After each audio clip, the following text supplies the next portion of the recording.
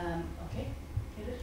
So I'm Jeneen Naji, Dr. Jeneen Naji from Centre for Media Studies. Can computers write poetry? I've put a picture of Wally there looking mournfully up at space.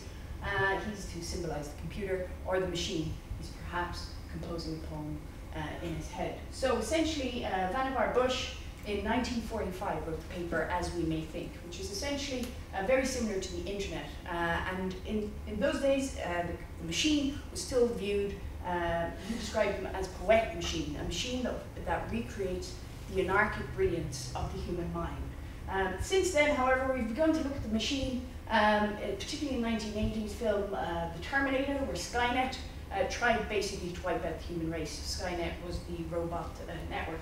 Similarly, in 1996, the Star Trek film First Contact, we have the Borg, again, cold, inhuman machine, trying to wipe out the weaker, soft human race. However, in recent times, the way we view the machine has begun to change.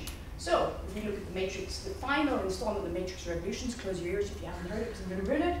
The very final one, Neo brokers a deal with the machines to a happy ending. So again, we can start seeing 2000s, the way we view machines start to change. Similarly, in Tron, we have the human hero. He's working with Cora, who is actually a computer program, and they work together towards a happy ending. So again, we start to see the way we view machines changing more as a symbiotic partner.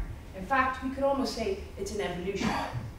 But we basically have to recognize that we now, slow down now, sorry, that we live in an age in which a networked cybernetic system is installed as the main medium of communication and knowledge, which brings me to Donna Haraway's Cyborg Manifesto, Science, Technology, and Socialist Feminism in the late 20th century. What's interesting about her theory is she's looking at the machine and human working together. She's essentially saying, we are cyborgs. Cyborgs are not the horrible things from 60s, 70s science fiction films. In fact, we are cyborgs. We have pacemakers, we have bionic legs, we've artificial eyes, we've devices to help us hear.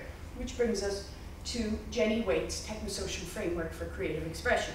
She refers to digital text in the same way that Donna Haraway was referring to posthumanism, in that you can't separate the text from the machine.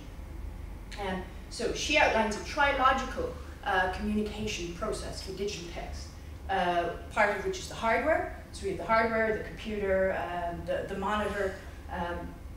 There's great variation in the hardware it can be. It can be your iPad, it can be your tablet. Also the software, so that's the Microsoft Word or Adobe Flash or even your browser. Again, great variation in that. And then also she outlines the wetware, which is us, in which there is also a great variation within us in our coding and our imprinting, in our basically hardware and software. So we're looking at a trilogical, technosocial, post-human communicative process. So let's look at some examples of poetry. Jenny Waite's own work is what you call generative poetry, in which the computer generates words or lines depending on the interaction of the human. So it generates poetry. Other types of digital poetry that's out there, there's Fallow by Monica Ong and Rebecca Gibbons, which is a flash piece through which you interact. And you get visuals and you can explore your way through the poem. You hear audio, you see lines of the poem, you see images.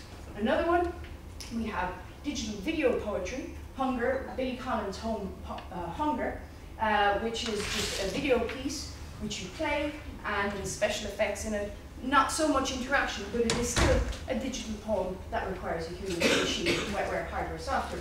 Viniverse by Stephanie Strickland and Cynthia Lawson, very interesting piece. Basically, you navigate through constellations of space, and when you click on a specific constellation, a sonnet appears, or a line from a sonnet, and it's also linked to an actual analog book of poetry that comes up to it. Now, the more contemporary one is If Poems, an app in which you can navigate through a poem, and you can also, interestingly, record your own version of the poem, or you can listen to famous people reading out poems. So it is clear, not only is the apparatus, in other words the machine or the computer or Wally, essential to digital creative expression, but so too are we. We are part of the process, the human and apparatus communication within the exchange, the cybernetic loop. So in conclusion, can computers write poetry? Yes, but only humans can find meaning in it. Thank you.